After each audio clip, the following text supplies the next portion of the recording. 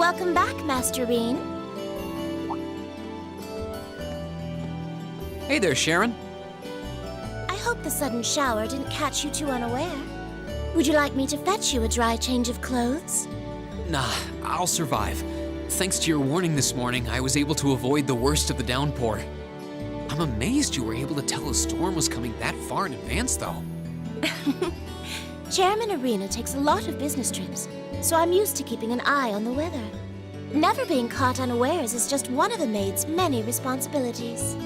I can't really picture any other maids holding themselves to such an unrealistic standard. I'll let you know when dinner is ready, so just wait in your room until then.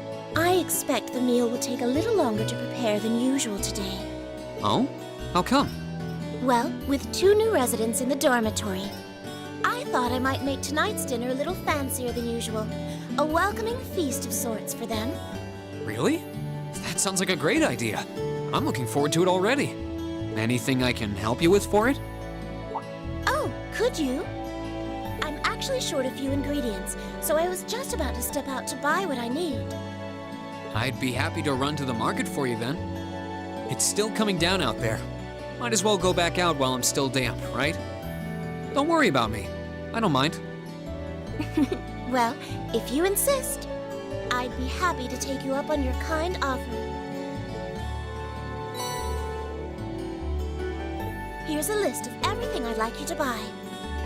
That should be exactly enough merit to cover the expense. All right. I'll be back soon then. Take care out there.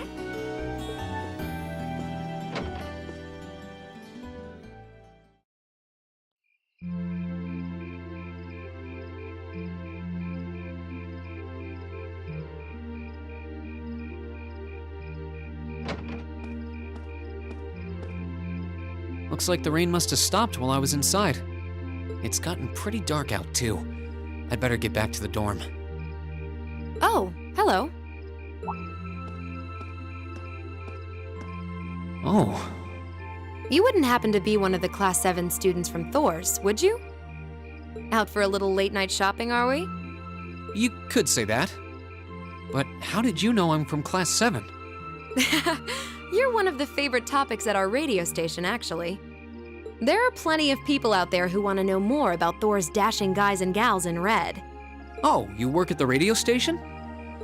I think I've seen you around town a couple times in the early morning.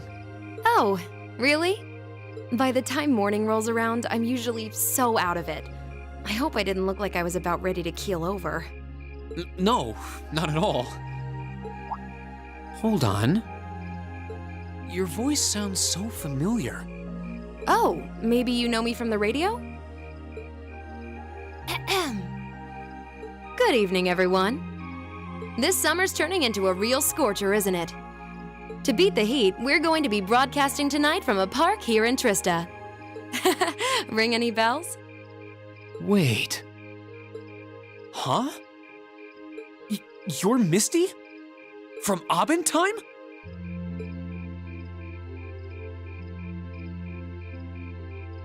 Bingo. You must be quite the avid listener, recognizing my voice so easily. Glad to know I've got a faithful fan out there. Wow. I never figured I'd meet Misty herself, especially like this. I always make sure to catch Abendheim. It helps me relax while I'm studying. Thanks.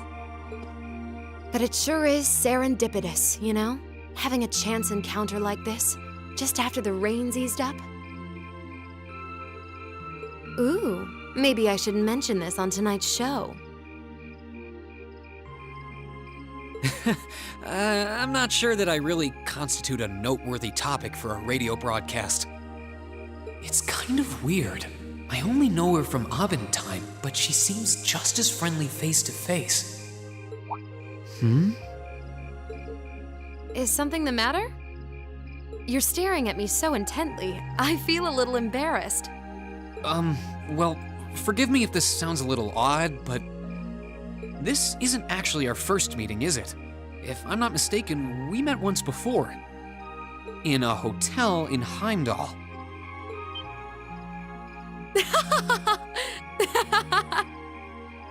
Wow, I can't believe it.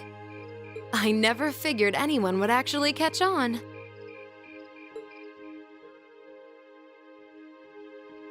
So you really are her. The Azure Diva herself. VITA Clotilde. Right you are once again. Honestly, even the people I work with at the radio station don't seem to have noticed, so I'm surprised you could tell. That makes two of us. I almost didn't say anything because it just seemed too implausible. But if you don't mind me asking, how did a star like you end up working at Radio Trista? It's just a little something I do for fun on the side. Gotta spice life up a bit, right? The best part is, the people at the Opera House in Heimdall have no idea I come here to do my show every week. So don't go telling anyone, okay? It'll be our secret. Of course, I wouldn't dream of it. I'm amazed no one else has figured it out, though.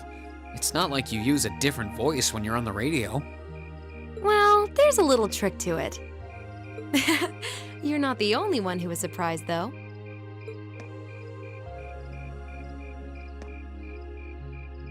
Huh? I had this feeling I'd seen you before, but I couldn't put my finger on where. But it's you, isn't it?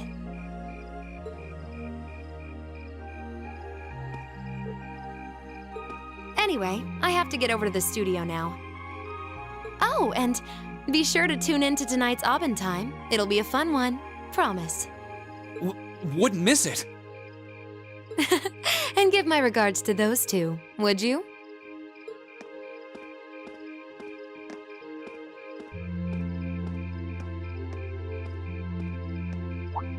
She smells like lavender? The fragrance really suits her. So VITA Clotilde herself has been hosting a radio show in Trista. Even if I told them, I don't think they'd believe me.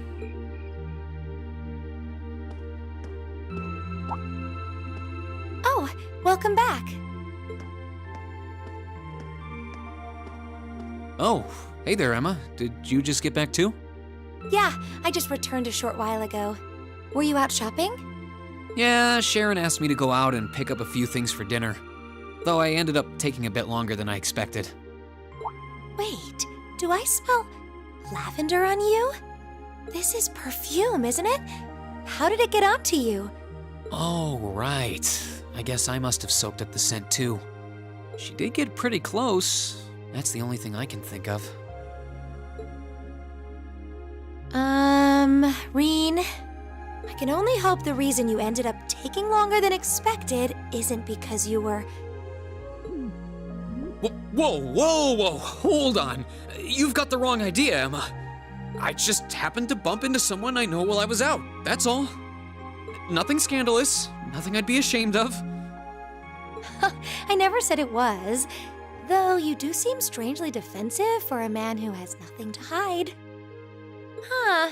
I wonder what would happen if Elise and the other girls were to catch wind of this. I swear, I just ran into someone I know after I left the store. Nothing happened. You just like raking me over the coals, don't you?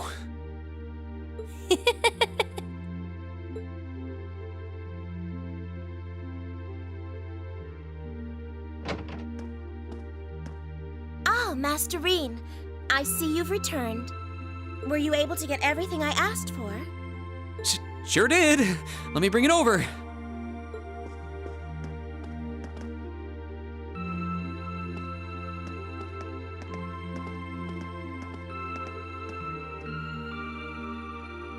Lavender. Huh. No, that's impossible.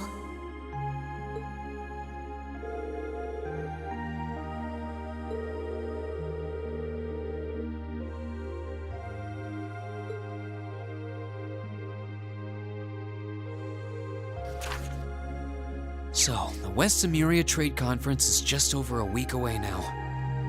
A building that tall is exactly what you'd expect from an economic powerhouse like Crossbelt, too. It's a big world out there. Still, we've got Milliam and Crow as classmates now. Would have seen that coming. Crow opened up to us right from the start. Though I guess that's just Crow for you. And Milliam's become way more attached to us than I thought she would too. They were both able to form combat links with us right from day one. I had my concerns about how well they'd mesh with the class, but maybe I was worried for nothing after all.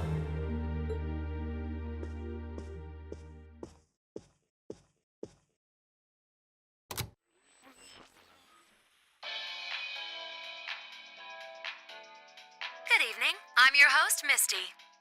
It's August 18th, and we're winding down a busy day here at 9 p.m. I'm here to give you all the cool you need to beat this summer heat. Hey, looks like I'm not too late to catch this week's Abend time. Seems like those hot summer days keep coming with no end in sight, doesn't it? But even this heat can't stop the momentum behind the West Emuria Trade Conference being held in Crossbell later this month. Prince Olivert and Chancellor Osborne will be in attendance for this watershed moment in international business. Personally, I'm more interested in the view from the top of that famous new skyscraper the talks are being held in. In some news closer to home, you all have probably noticed the summer showers we're getting here in Trista. The rain's let up for now, but it's managed to push that nasty nighttime humidity right off the charts. It's nights like these I wish I could smuggle an ice-cold beer into the studio. And the director is chilling over there, drink in hand, mocking me. But you know what? Forget that guy. Anyway, for all you students out there, your summer vacation's probably wrapping up, so I hope you made the most of it. Wait, I forgot that summer vacation at the military academy has already come and gone. Whoops. Still, it's never too late to do something bold that'll keep your memories of this summer burning bright. And what about you, Miss Misty? You're probably asking yourselves, well, you might want to sit down for this one. Because fate had a romantic rendezvous in store for yours truly just on the way to the studio today. A tryst with a young man in a park after sunset. Droplets of rain clinging to the grass. I'll treasure the memory forever. Or I would, if I hadn't just made it up on the spot. Chalk it up to a dreamer's poetic license, I guess. Still, maybe one day I'll feel the thrilling rush of a summer love. Gotta keep the fire burning.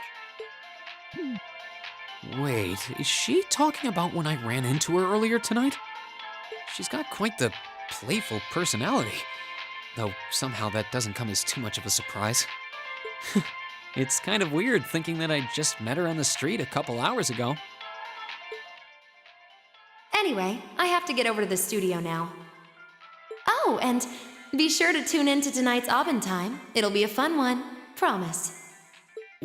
Wouldn't miss it. And give my regards to those two, would you? Those two? I didn't really think about it right then, but who was she talking about?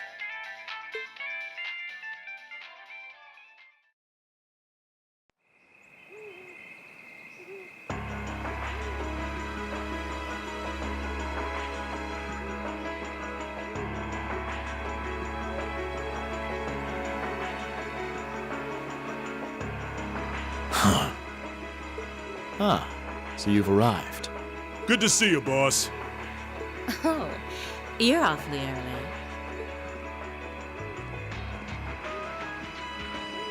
Well met, Comrade V, Comrade S. I see that you've finished all your preparations as well. Smooth as silk.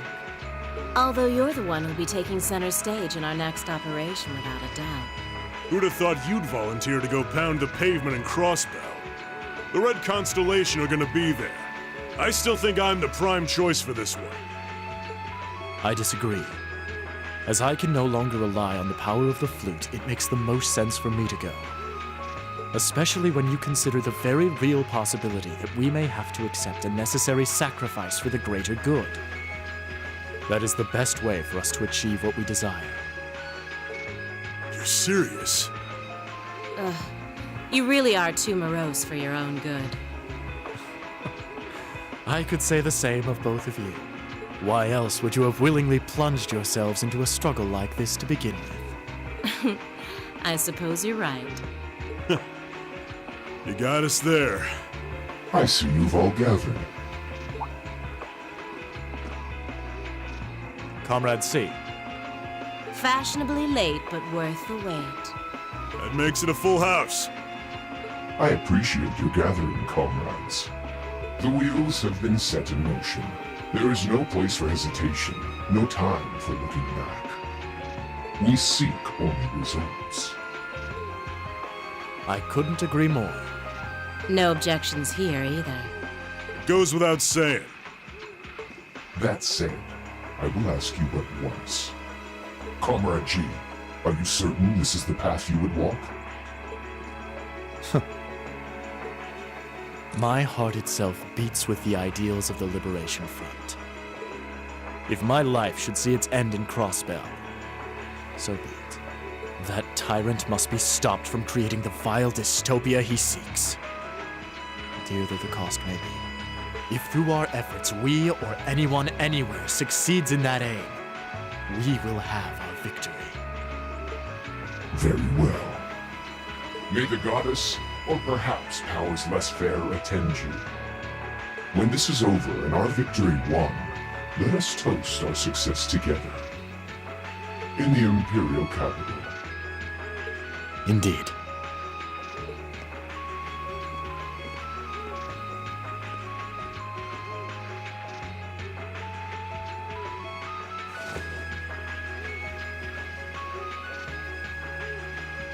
Farewell, my comrades.